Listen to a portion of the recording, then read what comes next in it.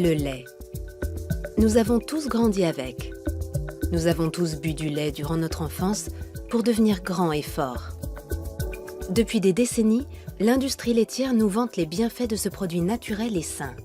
Mais elle n'est pas la seule. En France et en Allemagne, des laboratoires de recherche sur la nutrition recommandent de consommer quotidiennement du lait et des produits laitiers.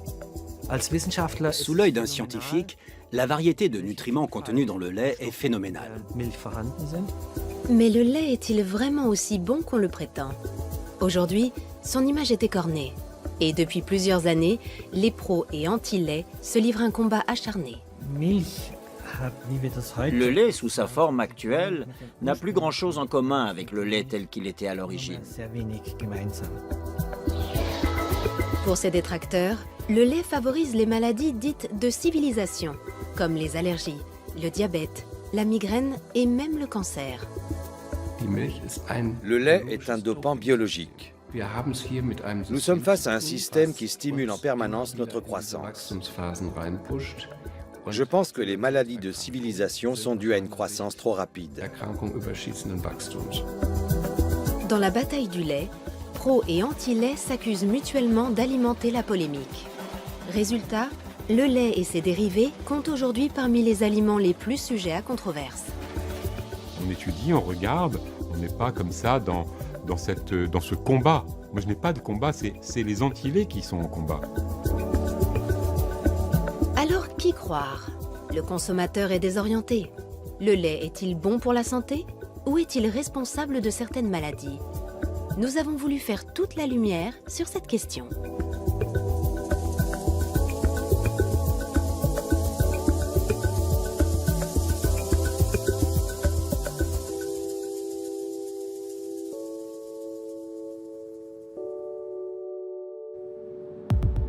Pour les besoins de cette enquête, nous sommes partis à la rencontre de scientifiques, de médecins et de producteurs de lait à travers toute l'Europe.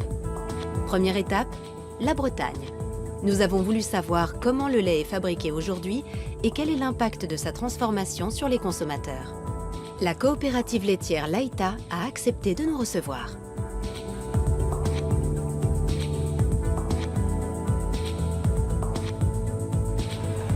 Chaque jour, 40 camions-citernes livrent le lait des éleveurs, soit 1 million de litres par jour. Le lait est ensuite transformé en fromage, en beurre ou en lait en poudre. Dominique Chargé, ici à droite, est le président de la coopérative. Pour ce représentant de l'industrie laitière, la controverse autour du lait n'est pas justifiée. Alors, le lait est un aliment recommandé par les nutritionnistes, c'est un aliment de base, c'est le premier que nous consommons à notre naissance et il est recommandé par le Programme national de nutrition santé. Mais comme tous les aliments, il est aujourd'hui soumis à une certaine controverse. Et pour autant, avec le niveau de sécurité sanitaire et le niveau de sécurité alimentaire que nous avons aujourd'hui dans la filière laitière, il n'y a jamais eu aussi peu de risques. Et pourtant, on entend bien des gens dire que le lait ne serait pas un bon aliment. Et je vous cite l'exemple du beurre qui, il y a 10 ans, était décrié parce qu'il était facteur de cholestérol, alors qu'aujourd'hui, le beurre est reconnu comme un bon aliment. Dès son arrivée dans une laiterie moderne comme celle-ci, le lait est transformé. Les étapes les plus importantes sont l'homogénéisation et la pasteurisation.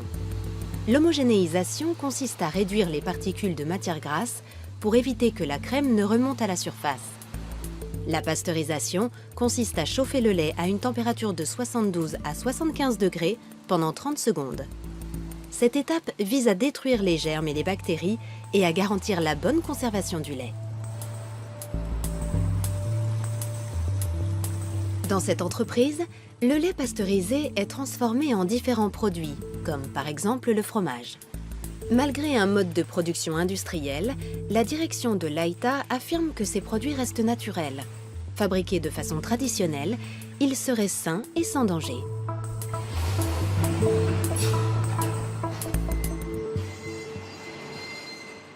Nous fabriquons des produits à base de lait, comme le beurre, comme le fromage, comme les yaourts, de la même façon que nous les fabriquions il y a 40 ans, 50 ans, avec des techniques et des process qui sont sans doute nouveaux, mais qui sont aujourd'hui contrôlés et qui sont reconnus et qui sont soumis à une réglementation très stricte. Et je pense qu'avec le niveau de sécurité sanitaire et le niveau de sécurité alimentaire qu'il y a aujourd'hui dans la filière laitière, le lait est un excellent produit et que l'on peut consommer sans problème.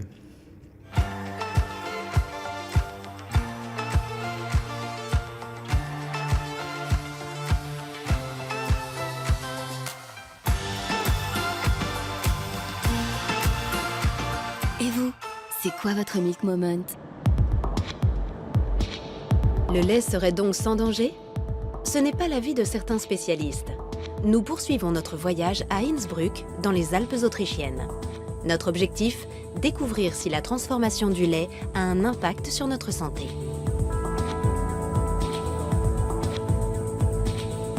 Nous avons rendez-vous au cabinet du docteur Maximilian Ledorowski. Ce médecin est spécialisé dans les intolérances alimentaires.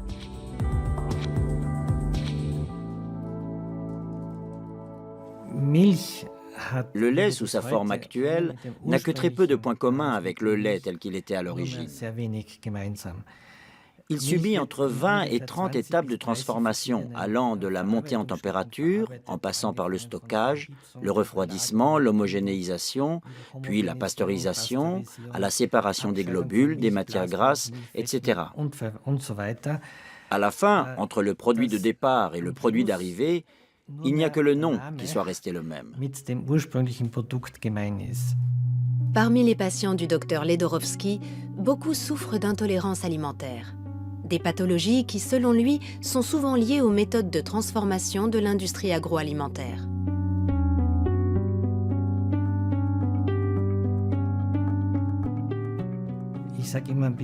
Je dis toujours avec ironie que je soigne les maladies que les nutritionnistes ou les médecins-chercheurs en nutrition ont créées grâce à leurs recherches. Les produits laitiers modernes sont particulièrement visés. Pour le docteur Ledorowski, c'est la transformation du lait qui pose un problème. Notre système digestif est naturellement conçu pour digérer le lait et les produits laitiers tels qu'ils étaient à l'origine. Mais la récente évolution de l'industrie agroalimentaire est telle que notre corps n'a pas eu le temps de s'adapter. Il faudrait plusieurs générations pour y parvenir.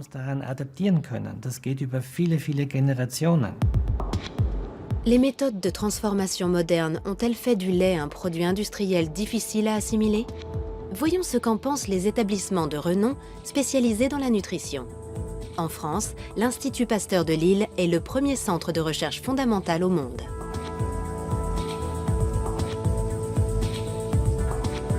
C'est une référence pour le gouvernement français et pour l'OMS, l'Organisation mondiale de la santé. Jean-Michel Le Serre dirige le service de nutrition de l'Institut.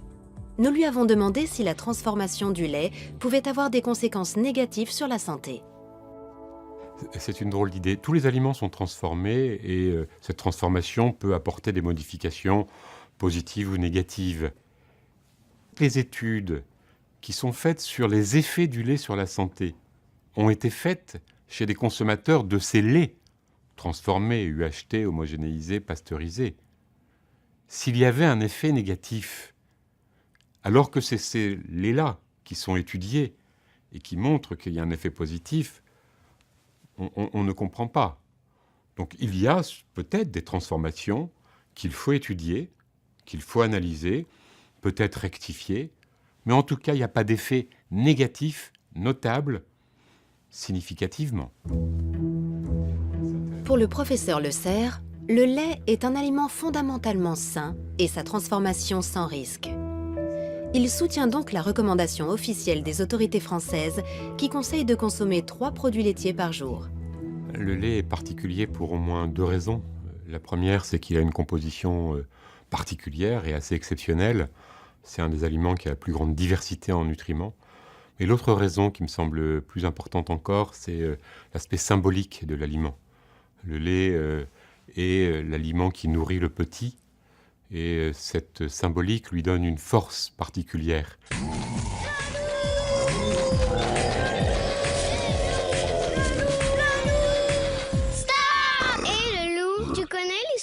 Paf Paf Paf le loup? Alors, c'est l'histoire de 3 petits cochons qui mangeaient 3 produits laitiers par jour. Quand tout à coup, le loup! Les produits laitiers sont nos amis pour la vie. En Allemagne aussi, l'Institut national de nutrition financé par l'État encourage la consommation de produits laitiers. Idéalement, l'Institut préconise la consommation d'1 quart de litre de lait écrémé et de 2 tranches de fromage maigre par jour. L'Allemagne et la France sont les 2 plus gros producteurs de lait d'Europe. Dans ces 2 pays, l'industrie laitière est un acteur économique de poids. La France produit près de 25 millions de tonnes de lait de vache par an. L'Allemagne en produit près de 32 millions. Ces quantités colossales s'expliquent par l'efficience des élevages, mais aussi par l'utilisation de vaches à haut rendement et d'aliments concentrés.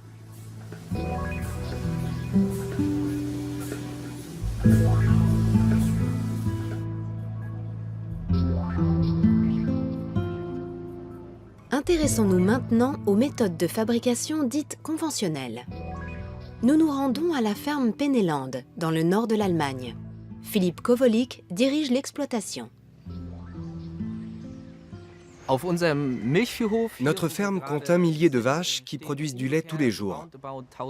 Il y a 3 traites quotidiennes et nous avons 4 étables distinctes, dans lesquelles les bêtes sont réparties en 6 groupes.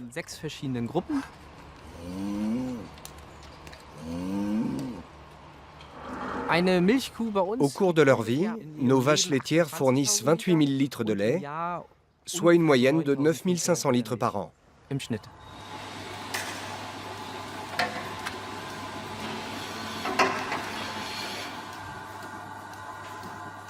Pour une ferme conventionnelle, nous sommes légèrement au-dessus de la moyenne.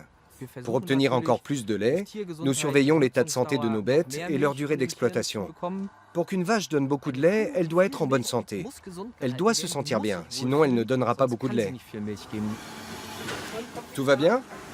Oui, super. Elles ne bougent pas. Ça prouve qu'on fait les choses bien. Elles ne sont pas nerveuses, elles ne nous repoussent pas et se laissent faire.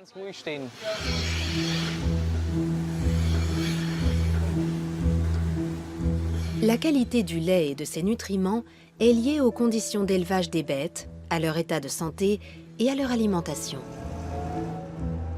Ici, les vaches sont nourries avec de l'herbe et un mélange d'aliments énergétiques composés de maïs, de résidus de céréales et de colza. Autrement, elles ne seraient pas aussi productives. Mais à l'origine, les vaches ne sont-elles pas exclusivement herbivores? Les vaches laitières d'aujourd'hui ont besoin d'aliments concentrés. Si on leur laisse le choix entre de l'herbe et des aliments concentrés, elles iront en premier vers les aliments concentrés. Les vaches ont un certain besoin d'énergie que nous devons satisfaire. On ne peut pas les comparer aux bovins d'il y a 2000 ans. C'est impossible. Une vache à haut rendement, donc qui donne beaucoup de lait, est plus saine car elle est surveillée. Seule une bête bien soignée peut être en bonne santé et donner beaucoup de lait. Une vache ne fait pas ça toute seule. Le lait ne tombe pas par magie dans la cuve ou dans la bouteille. Avoir des animaux en bonne santé et productifs demande beaucoup de travail. Pour Philippe Kowolik, un élevage ultra performant n'a pas d'impact négatif sur la qualité du lait. Au contraire, dans l'ensemble, le lait serait même meilleur. Les nutriments sont restés les mêmes. Si on regarde 20 ou 30 ans en arrière, rien n'a changé. La qualité du lait s'est même améliorée grâce à la chaîne du froid, toujours à 4 degrés. Il faut refroidir le lait très vite. Ensuite, il part à la laiterie dans des camions-citernes. Toute cette chaîne est extrêmement efficace. Elle est contrôlée en permanence. Une fois par mois, on vérifie la qualité du lait de chaque vache. Il y a tellement de contrôle que je peux affirmer en toute bonne conscience que la qualité du lait s'est améliorée. C'est indéniable.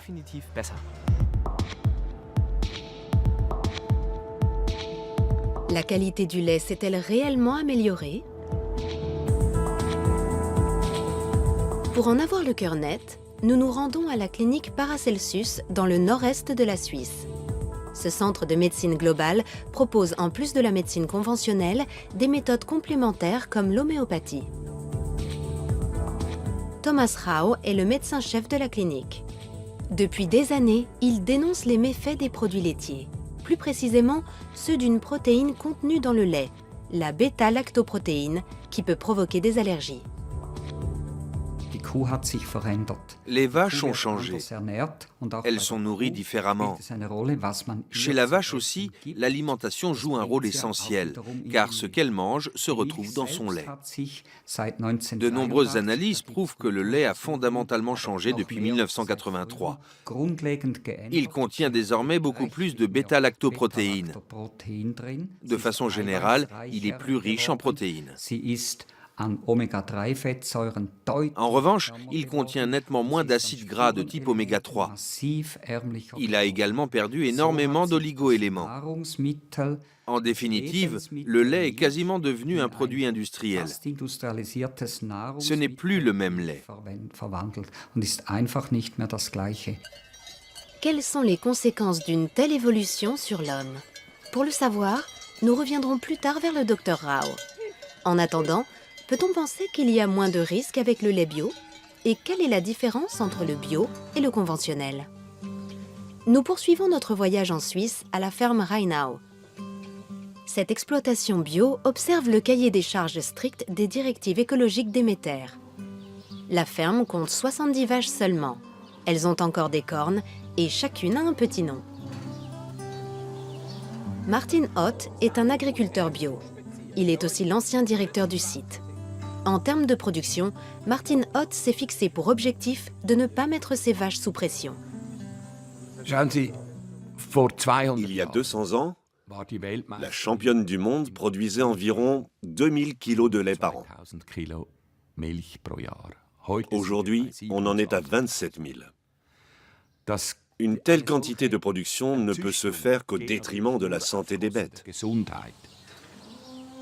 En plus, nous avons des surplus de production. Résultat, les prix baissent, la pression augmente encore plus, et nous voici dans la spirale que nous connaissons. Mais j'ai fait une découverte formidable. Il suffit de bien comprendre la vache.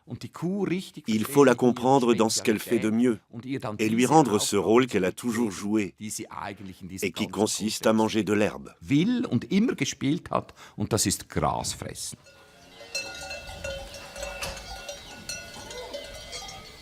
Les vaches sont donc faites pour manger de l'herbe. En tant qu'entreprise certifiée Déméter, la ferme Rheinau mise sur un élevage respectueux des besoins des animaux. Elle n'utilise donc aucun additif dans la nourriture, ni aucun médicament préventif tel que les antibiotiques. Avec les vaches à haut rendement, le recours aux antibiotiques est régulier. Il permet par exemple d'éviter une inflammation des pies. En principe, ces antibiotiques ne se retrouvent pas directement dans le lait. Mais de façon détournée, ils peuvent avoir un impact sur la santé des consommateurs. L'étude des statistiques nous apprend qu'une vache européenne dite normale reçoit un traitement par antibiotique une fois par an. Ce sont des médicaments ultra efficaces qui perturbent l'équilibre bactériologique du lait. Du coup, la vache devient plus fragile. Autre conséquence, les antibiotiques sont éliminés dans l'urine et dans les excréments qui s'infiltrent dans le sol. Ils modifient la microbiologie des sols, qui modifie la croissance des plantes. Le cycle est sans fin. Avec le temps, l'homme développe une résistance aux antibiotiques, qui deviennent moins efficaces, mais dont nous avons besoin dès que nous sommes malades. Ici, le nombre de vaches dépend de la surface nutritive au sol. C'est une économie circulaire qui inclut l'agriculture et qui se suffit à elle-même, avec pour conséquence des tarifs au litre beaucoup plus élevés. La ferme se présente comme le contre-modèle d'un élevage dit conventionnel, qui pour la plupart achète des aliments contenant du maïs et de l'huile de palme sur le marché international. Si on ne change rien à ce système et qu'on veut produire les mêmes quantités de lait qu'à l'heure actuelle, on ne peut pas faire du bio, car le bio reste un système. La production mondiale de lait à partir de l'herbe sera toujours limitée, notamment par les vaches. Si on encourage ce système, il y aura moins de lait et son prix remontera. Il sera peut-être plus cher que le Coca-Cola, mais ce sera à nouveau le prix juste. Le lait retrouvera alors toute sa place dans notre alimentation. Il ne sera plus un produit comme les autres, un produit industriel qu'on trouve partout, sous toutes les formes. Voilà comment je vois les choses. Le lait bio serait donc une alternative durable à la production de lait industriel dans le monde. Mais est-il aussi plus sain? Nous partons à Karlsruhe, dans le sud-ouest de l'Allemagne. L'Institut Max Rubner est le centre de recherche national pour l'alimentation et la nutrition. Nous avons rendez-vous avec le professeur Bernhard Watzel. Il dirige le département de physiologie et de biochimie de la nutrition.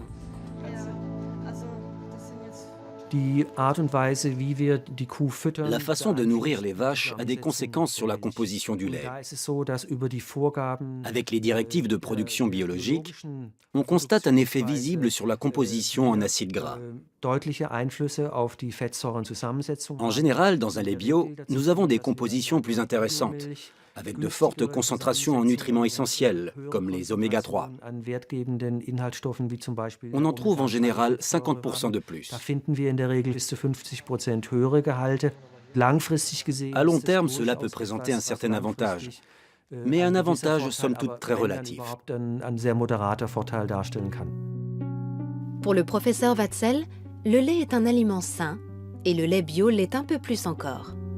Pourtant, de nombreuses personnes ne supportent pas le lait. La cause la plus connue est l'intolérance au lactose. En Europe centrale, près d'1 personne sur 7 est concernée. Depuis quelques années, on s'intéresse beaucoup à l'intolérance au lactose. De plus en plus de personnes pensent souffrir de cette pathologie. Mais au fait, qu'est-ce qu'une intolérance au lactose ? Nous avons posé la question au Dr Ledorowski, spécialiste des intolérances alimentaires à Innsbruck. En réalité, l'intolérance au lactose représente la norme. Car une fois sevré, 75% de la population mondiale perd de la capacité à digérer le lactose. Et lorsqu'il ne peut pas être digéré, le lactose est fermenté par les bactéries qui se trouvent dans l'intestin. Le problème, c'est que ces produits de fermentation peuvent provoquer des maux de ventre, des diarrhées, des ballonnements, etc.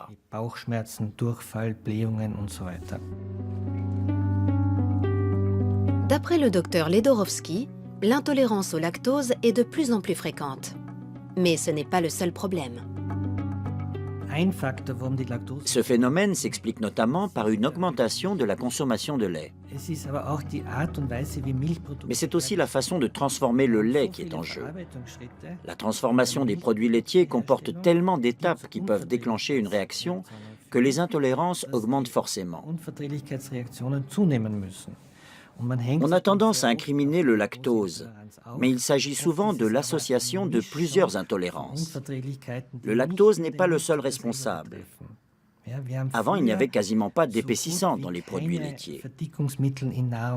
Aujourd'hui, il n'y a pas un yaourt qui ne contienne pas d'alginate, de farine de graines de caroube ou d'autres produits de ce genre, juste pour épaissir la texture ou améliorer le goût.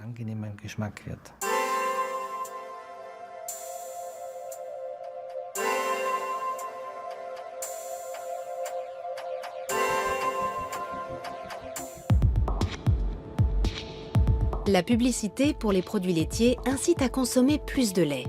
En même temps, les intolérances sont de plus en plus nombreuses. Et le lactose n'est pas le seul en cause. Bien souvent, les symptômes sont inattendus. Cet homme en a fait l'expérience. Alain Gouriou vit avec sa famille près de Paris. Avant, il mangeait plusieurs yaourts par jour. Puis, il a commencé à souffrir de migraines. Il n'a d'abord pas fait le rapprochement avec sa consommation de produits laitiers. J'avais des maux de tête persistants, environ 2 à 3 céphalées par mois, qui pouvaient s'étaler sur 2 ou 3 jours si je ne les gérais pas avec de l'ibuprofène. Et donc, ça faisait partie de ma vie quotidienne. J'étais quelqu'un qui avait beaucoup de maux de tête. Donc je me suis dit, je vais aller voir un neurologue, et il se trouvait que ce soit le docteur Aranda. Le docteur Aranda exerce dans une clinique de Courbevoie en banlieue parisienne. Ce neurologue reçoit souvent des patients comme Alain Gouriou. 20 et quelques années que je conseille d'arrêter le lait aux gens qui ont des maux de tête, vous êtes peut-être le 3 millième à me donner le même témoignage. Donc la répétition de l'expérience est toujours un argument de véracité, si on peut dire. Alors, je suis arrivé donc dans le cabinet de Dr Aranda, je lui ai exposé mon problème qui était effectivement donc des céphalées assez régulières. Et il l'a posé à un moment, il m'a regardé, il a dit on va essayer quelque chose, vous allez essayer d'arrêter les produits laitiers et voir ce que ça donne. J'étais un peu déçu, je me suis dit tout ça pour ça, un mois d'attente, voilà, pour arrêter les produits laitiers. Donc c'est vraiment ça, enfin c'est la discussion qu'on a eue ensemble. Je pense que la dégradation, enfin la mauvaise dégradation du lactose va entraîner la production de déchets qui vont, comme tous les déchets, avoir des effets toxiques, un peu entre guillemets, hein, c'est une toxicité relative, mais une toxicité quand même, et qui vont générer des maux de tête. Simplement, j'ai des milliers de patients qui avaient des maux de tête et qui ont vu leurs maux de tête disparaître quand ils ont arrêté de consommer du lait. Bien, et les maux de tête, donc il n'y en a pratiquement plus. Il y en a eu quelques-uns récemment qui sont revenus, mais vraiment, enfin pas aussi, vraiment... Très léger. Très très léger, voilà. Alors, quasiment du jour au lendemain, quand j'ai arrêté les yaourts, le lait, la crème, je n'ai plus de maux de tête. C'est-à-dire qu'en fait, mes épisodes de céphalée que j'avais tous les 2 semaines se sont tout simplement arrêtés, quasiment du jour au lendemain. Maintenant, est-ce que c'est lié directement à la non-consommation de produits laitiers? Ça, je ne pourrais pas vous dire. Mais la coïncidence est quand même frappante que quasiment du jour au lendemain, j'arrête le lait, les crèmes et les yaourts et que je n'ai plus de maux de tête, ou que des maux de tête très légers qui durent très peu de temps, que je n'ai même pas à traiter avec de l'ibuprofène.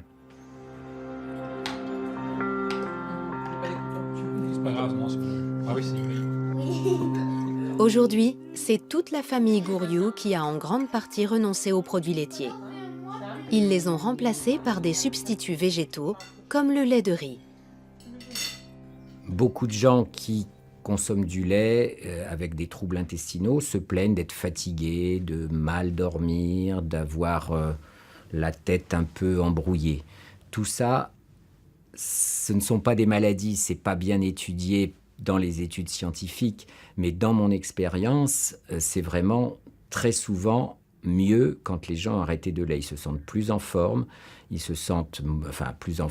la tête plus performante, etc. Retour à l'Institut Max Rubner.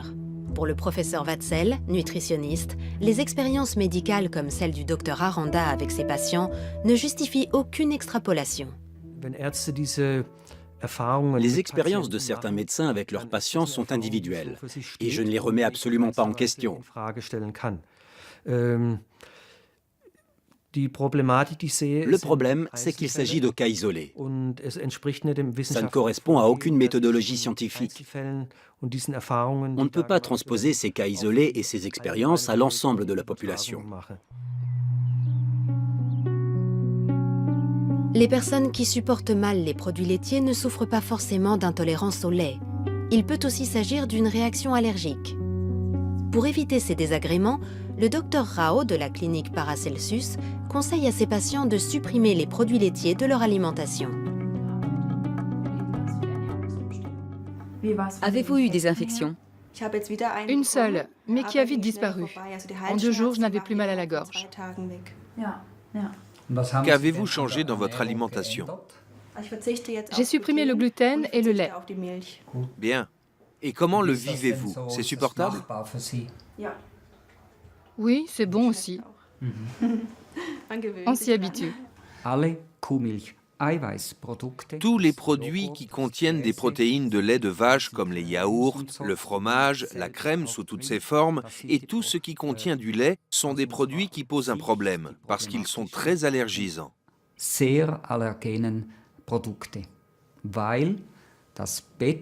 La bêta-lactoprotéine, la protéine de lait de vache, est de loin l'allergène alimentaire le plus fréquent. Beaucoup plus fréquent que le lactose et beaucoup plus fréquent que le gluten, les fruits à coque ou autres.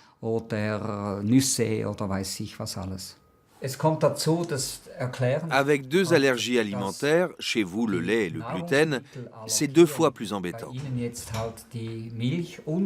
Car elles peuvent détruire la flore intestinale et même la muqueuse intestinale.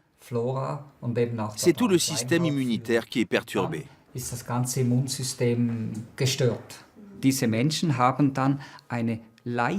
Ces personnes ont un taux d'histamine légèrement plus élevé. Du coup, elles réagissent plus fortement à d'autres allergies.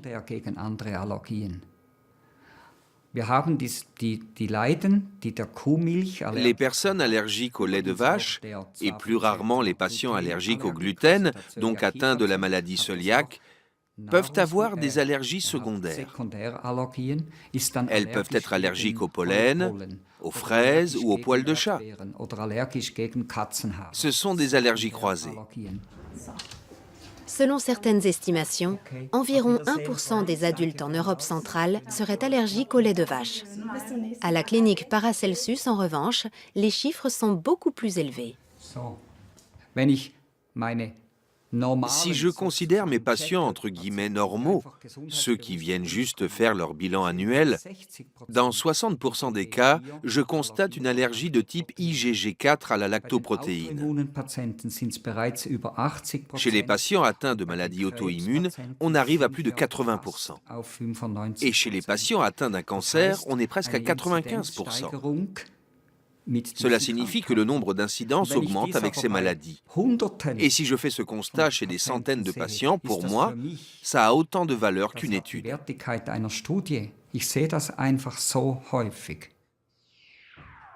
D'après les conclusions du Dr Rao, le lait et ses dérivés peuvent aussi provoquer des troubles immunitaires, c'est-à-dire un affaiblissement chronique de notre système de défense.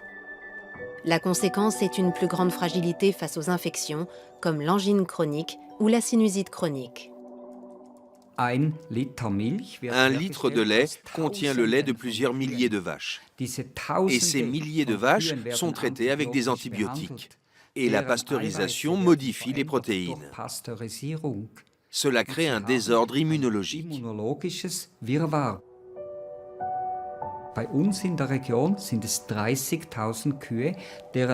Dans notre région, c'est le lait de 30 000 vaches qui est mélangé pour ensuite être transformé. Cela signifie que nous avons 30 000 profils immunologiques individuels mélangés. C'est comme si une avalanche d'informations immunologiques s'abattait sur nos jeunes enfants.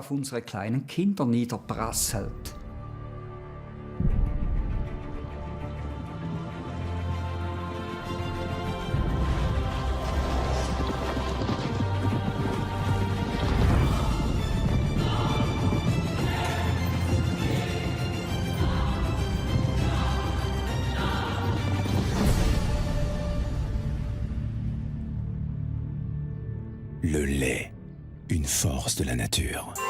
Le lait est souvent associé aux enfants.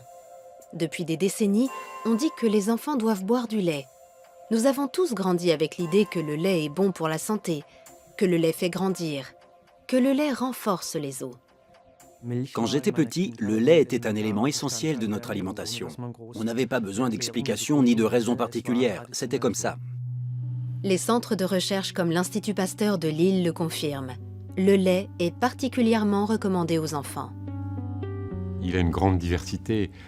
Il contient des protéines de très grande qualité, de très grande diversité, avec des spécificités au niveau de leur efficacité pour faire grandir.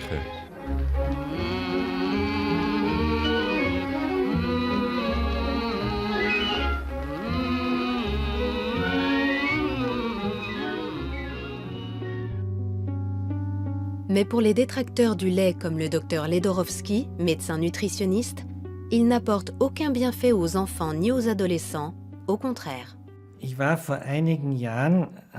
Il y a quelques années, j'étais à un congrès de diabétologues à Leipzig qui présentait une étude nationale sur la consommation. Cette étude démontrait qu'une protéine animale ingérée par des enfants très jeunes présentait une corrélation importante avec leur surpoids à l'adolescence. Quand j'ai demandé quelle protéine animale, il y a eu un long moment d'hésitation, puis on m'a répondu la protéine de lait. Vu sous cet angle, à l'heure actuelle, le lait n'a plus sa place dans l'alimentation de base des enfants après l'âge de 5 ans.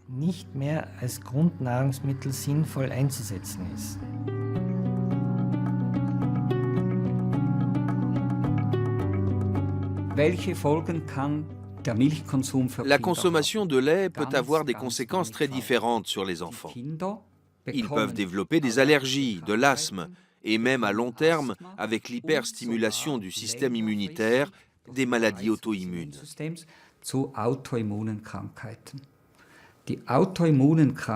À ce jour, les maladies auto-immunes sont celles qui augmentent le plus chez les enfants. L'arthrite juvénile, le diabète et beaucoup d'autres.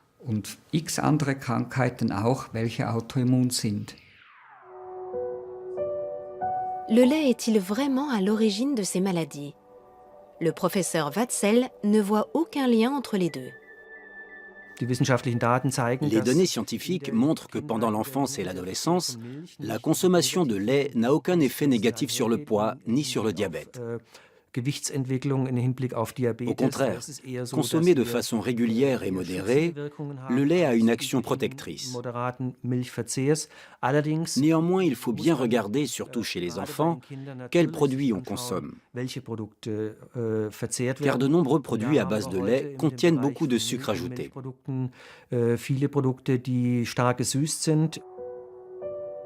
Ce ne sont donc pas forcément des produits que nous conseillons pour l'alimentation des enfants. En revanche, le lait, les yaourts nature et le fromage sont tout à fait recommandés, car ils contiennent une grande variété de nutriments essentiels. Le lait est un produit naturel et de qualité. Le lait est sain et il rend beau. C'est ce qu'affirme ce spot publicitaire. Un message qui n'est pas si éloigné de l'adage selon lequel, grâce à sa forte teneur en calcium, le lait favorise le développement des os chez l'enfant et prévient l'ostéoporose chez l'adulte.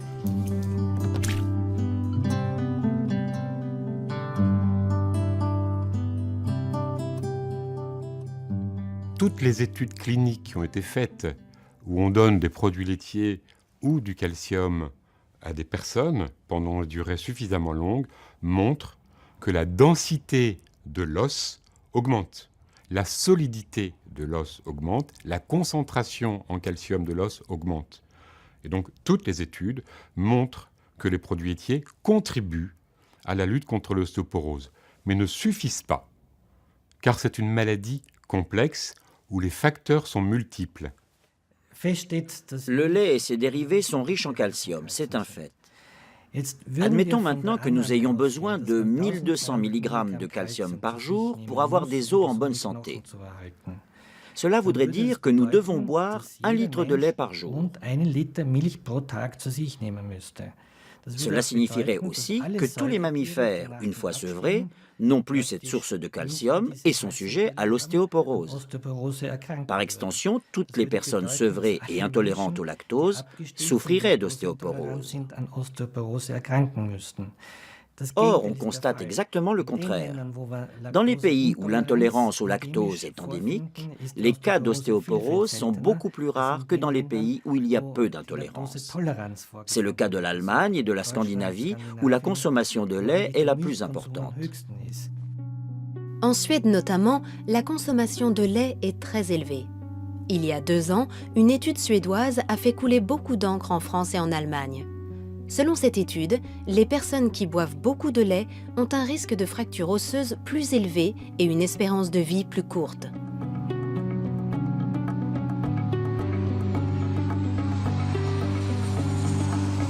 Nous décidons de nous rendre sur place. À l'université d'Uppsala, nous avons rendez-vous avec le professeur Carl Michaelsson, nutritionniste. C'est lui qui a dirigé cette étude. Il a comparé les données de plus de 100 000 hommes et femmes suédois de plus de 40 ans. Chez les femmes, nous avons découvert un risque élevé de fractures, des fractures de la hanche en particulier. C'est la fracture la plus grave chez les personnes âgées. Nous avons également noté un taux de mortalité plus important chez les femmes qui boivent beaucoup de lait. Nous avons constaté cette même tendance chez les hommes, mais à une moindre échelle. Pour le professeur Michaelson, ces résultats s'expliquent par la présence de galactose, un composant du lactose. En laboratoire, les animaux qui ont reçu du galactose ont vu leur processus de vieillissement s'accélérer. La quantité de galactose administrée à ces animaux correspond à la dose présente dans 1 à 2 verres de lait, ce qui corrobore parfaitement les résultats de notre étude. Le lait et ses dérivés seraient-ils nocifs? Pour le professeur Michaelson, la question n'est pas aussi tranchée. Son étude fait clairement la distinction entre le lait à boire et les produits fermentés comme les yaourts et le fromage. Ces derniers contiennent nettement moins de galactose, mais cette étude a permis d'autres révélations. Nous avons également découvert que la consommation élevée de fromage, de lait caillé et de yaourt était associée à un risque légèrement réduit de fractures et de mortalité, contrairement au lait. Pour l'heure, si le professeur Michaelson ne donne aucune recommandation nutritionnelle, c'est qu'il n'est pas encore arrivé au terme de son programme d'études. Cependant, pour lui, une chose est d'ores et déjà sûre. Boire du lait en grande quantité ne permet pas de prévenir les fractures. Notre étude montre que le lait augmente le risque de fracture chez les personnes âgées, alors que nombre d'autres études démontrent qu'il ne diminue pas le risque de fracture, contrairement à ce qu'ont affirmé les producteurs de lait pendant des dizaines d'années.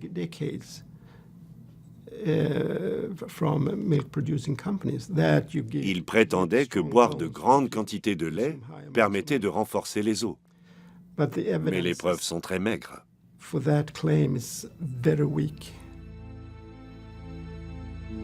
Les Français et les Allemands devraient-ils boire moins de lait pour éviter tout risque de fracture? Non, répondent les spécialistes des deux pays. Les centres de recherche sur la nutrition maintiennent leur position, car la consommation de lait en Suède n'est pas comparable à nos pays. Par ailleurs, cette étude montre que boire du lait en quantité trop faible n'est pas bon non plus. Quand on regarde dans cette étude, les femmes consommaient environ 600 ml de lait par jour. Aujourd'hui, en France, on est à 100 ml. Donc ce sont deux choses qui sont totalement différentes. Et donc il faut se poser la question du pourquoi les excès de produits laitiers, puisque c'est un excès, ne sont pas bénéfiques. Il me semble qu'un excès n'est jamais bénéfique. Et donc moi, je ne recommande absolument pas l'excès. L'autre excès, qui est bien démontré cette fois-ci, c'est que les personnes qui ne consomment pas du tout de produits laitiers, pour des tas de raisons, ça peut être des enfants qui n'en consomment pas pour des raisons qui sont liées à une intolérance quelconque, ont beaucoup plus de fractures, 2 à 3 fois plus de fractures. Ça, c'est totalement démontré. Cette étude suédoise aura eu le mérite de prouver une chose. Avec les aliments complexes comme le lait, il est difficile d'être catégorique. Par ailleurs, dans quelle mesure les résultats d'études isolées autorisent-ils l'extrapolation? Lorsqu'on s'intéresse aux effets des aliments sur la santé, il convient de se poser la question suivante. De quelles informations disposons-nous? Toutes les études ne sont pas aussi qualitatives. La communauté scientifique a défini des critères bien précis afin de juger de leur bien-fondé. Quelle est la pertinence de ces données? S'agit-il d'observations pures ou d'expérimentations? Il existe toutes sortes d'études. Nous, les scientifiques, sommes en mesure d'établir un classement. Nous pouvons les ranger dans la catégorie des études convaincantes, des études plausibles ou de celles qui relèvent de la possibilité.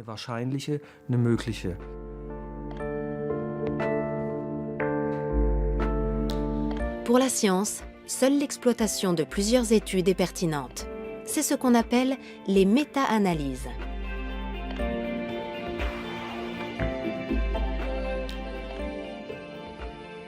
Je conseille toujours aux journalistes de ne pas se fier à une seule étude, car vous en trouverez toujours une qui confortera vos arguments ou votre interprétation. Mais du point de vue scientifique, ce n'est pas juste. Nous devons prendre en compte l'ensemble des données. C'est le seul moyen d'évaluer de façon à peu près objective la valeur de ces informations.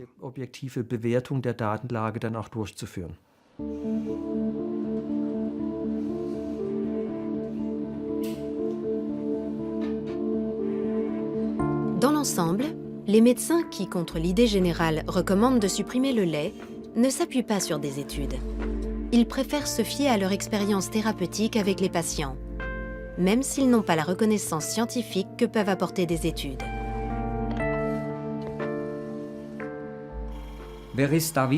Qui est scientifique et qui ne l'est pas?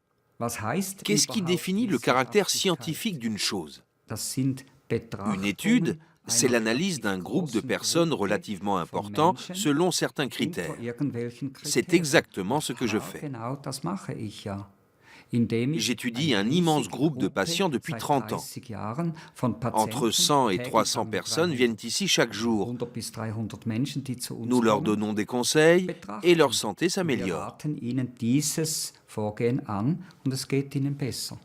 Pour moi, c'est beaucoup plus empirique et scientifique que certaines études mensongères.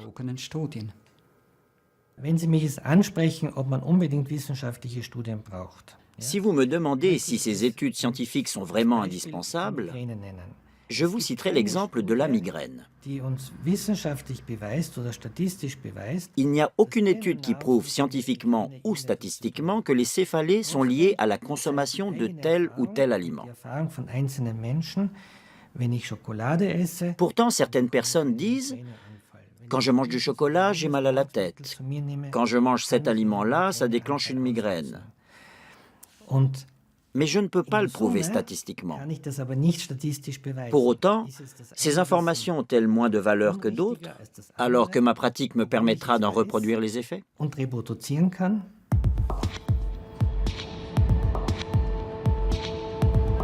Les anti-laits pointent un autre problème, le manque d'indépendance de certaines études, ou encore les liens entre les scientifiques et l'industrie. Nous partons dans le sud de la France, dans la région de Nîmes.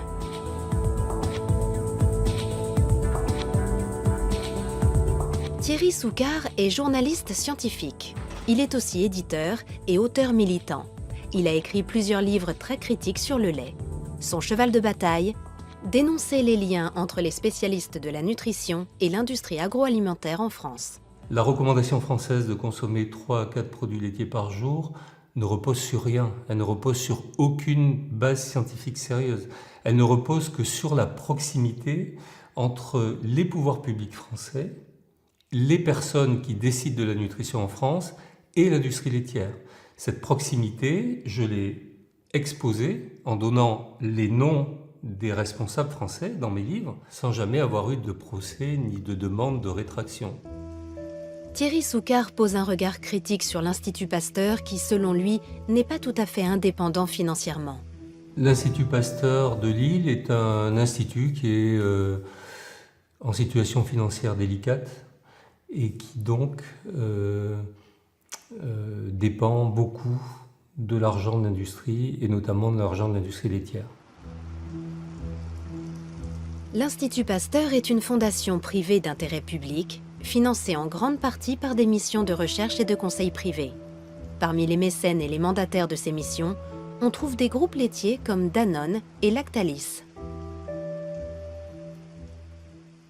Il reçoit un tout petit peu de fonds de l'État, mais très peu, puisque je vous disais qu'il est autofinancé à 80%. Et puis le reste, c'est la vie d'un service de recherche comme les autres. Tous les services de recherche en France, tous, ont un double financement, qui est le financement propre ou financement de l'État et les financements privés. Tous les services de recherche en France sont comme ça. Thierry Soucard dénonce aussi les liens entre le professeur Le Serre et l'industrie laitière. Le professeur Le Serre est membre du comité scientifique de l'OCHA, l'Observatoire CNIEL des habitudes alimentaires. Cette organisation est chapeautée par le Centre national de l'économie laitière. Pour Thierry Soucard, il y a conflit d'intérêts. Quel conflit d'intérêts? Moi, je fais partie de ce groupe bénévolement. Voilà, donc c'est un groupe de chercheurs, des sociologues, des psychologues, des nutritionnistes. On se réunit, on mène des travaux, on dirige des thèses, on organise des colloques. On fait ça parce qu'on est passionné par notre métier. Je ne vois pas très bien où est le conflit d'intérêts. Il n'y a que lui qui n'y voit pas de problème. Toute la presse y voit un problème. Tous les gens qui s'occupent d'éthique voient un problème avec les conflits d'intérêts entre chercheurs et industriels. Mais quand vous interrogez un médecin ou un chercheur qui est lié à l'industrie pharmaceutique ou l'industrie agroalimentaire, évidemment, il ne voit pas de problème. Retour en Allemagne, et à la question qui nous préoccupe, le lait est-il bon ou pas pour la santé? L'ultime étape de notre voyage nous conduit à l'université d'Osnabrück, dans le nord-ouest de l'Allemagne. C'est ici qu'enseigne le professeur Bodo Melnick, dermatologue. Le professeur Melnick a développé une théorie sur le lait qui a fait beaucoup de bruit dans le milieu scientifique ces dernières années. Selon lui, le lait contiendrait un système de signaux biochimiques qui stimule la croissance et qui peut avoir de lourdes conséquences. Nous savons désormais que l'acné apparaît de plus en plus tôt, dès l'âge de 8-9 ans. Nous savons aussi qu'il dure beaucoup plus longtemps. Environ 50% des Américaines, par exemple, ont encore de l'acné à la trentaine. Le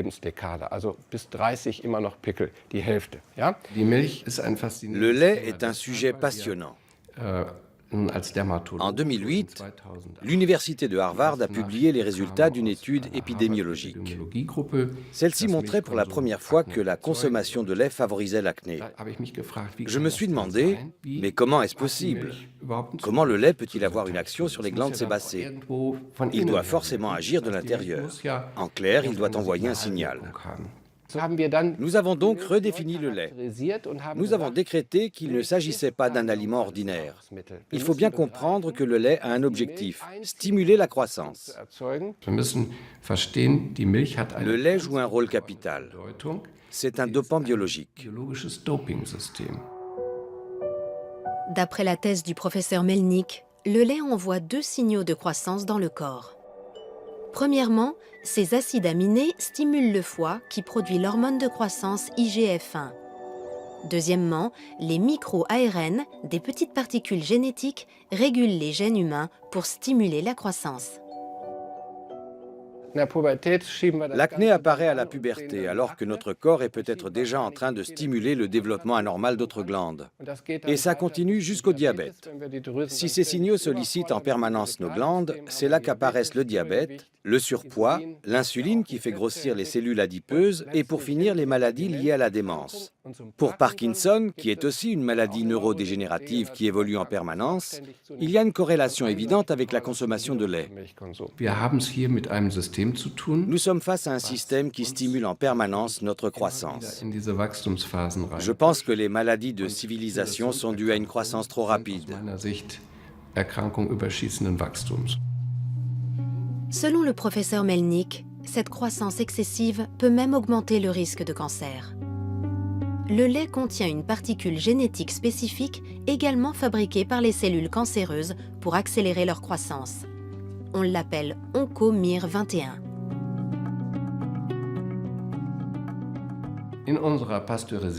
En buvant du lait pasteurisé, nous absorbons des OncoMIR21. En effet, la particule génétique MIR21 du bœuf est parfaitement identique à celle de l'homme. C'est extrêmement dangereux.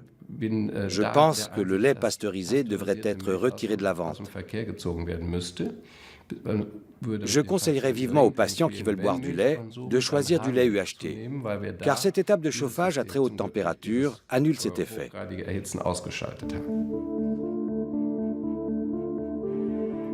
La théorie du professeur Melnick est encore isolée. La plupart des spécialistes en nutrition la rejettent en bloc. C'est le cas du professeur Watzel de l'Institut Max Rubner. J'ai rencontré le professeur Melnick à plusieurs reprises. Nous avons eu de longues discussions, parfois même au sein d'un comité d'experts. Son hypothèse est intéressante, mais il n'a aucune preuve dans la pratique. Les données issues d'études expérimentales ou d'observations sur des humains indiquent le contraire. En clair, la majorité des études démontrent qu'il n'y a aucun rapport entre le lait et les maladies de civilisation. Seules les études sur le cancer sont plus nuancées. Si la consommation de lait augmente légèrement le risque de cancer de la prostate, elle diminue celui du cancer du côlon. Et pour les autres formes de cancer, les chercheurs ne voient aucun lien avec le lait. Pour ce qui est du cancer, il faut bien faire la part des choses. La seule conclusion pertinente du point de vue clinique concerne le cancer de la prostate, pour lequel une forte consommation de lait peut avoir des effets négatifs. Nous arrivons au terme de notre voyage. Savons-nous à présent si le lait est bon ou mauvais pour la santé? Les réponses sont contradictoires, les études pas vraiment parlantes. Alors qui croire? Les scientifiques qui ne jurent que par les études? Ou les médecins qui s'en remettent à leur expérience clinique? Si vous me demandez, je vous dirai que c'est moi qu'il faut croire. Je pense tout simplement que j'ai raison et que mon expérience personnelle le confirme. Je nage peut-être à contre-courant, mais je suis médecin. Je pratique la médecine traditionnelle et non la médecine parallèle. Je ne me base pas sur des croyances ésotériques quelconques, mais purement et simplement sur des études que j'ai menées moi-même et sur mon expérience personnelle. L'expérience face à la science. Pour la plupart des spécialistes en nutrition, les anti-laits sont des agitateurs motivés par des raisons idéologiques. Il faut séparer l'idéologie et la nutrition, ne pas moraliser la nutrition. Que le lait ne convienne pas à certains, c'est tout à fait normal. Qu'il ne soit pas parfait, c'est tout à fait normal. Qu'il y ait des études qui soient complexes et contradictoires, c'est normal. On étudie, on regarde. On n'est pas comme ça dans ce combat. Moi, je n'ai pas de combat, c'est les anti-laits qui sont en combat. À travers la publicité, l'industrie laitière a toujours tout fait pour préserver l'image du lait. Et ça marche. Malgré les critiques, l'image positive du lait ancrée dans l'esprit des consommateurs est restée intacte. J'ai un profond respect pour les performances en marketing des industriels. Ce sont des pros. Ils ont réussi à retourner l'opinion. C'est un lavage de cerveau qui dure depuis 30 ans. Ils ont tellement bien réussi qu'aujourd'hui, tout le monde est convaincu que le lait est bon pour la santé. Parmi les experts, le débat reste ouvert. Faut-il oui ou non consommer du lait? Les avis sont partagés. Sur le plan nutritionnel et physiologique, le lait est riche en nutriments essentiels. Il regorge de protéines, de minéraux et surtout de calcium. Du point de vue scientifique, tous ces arguments plaident en faveur d'une consommation modérée mais régulière.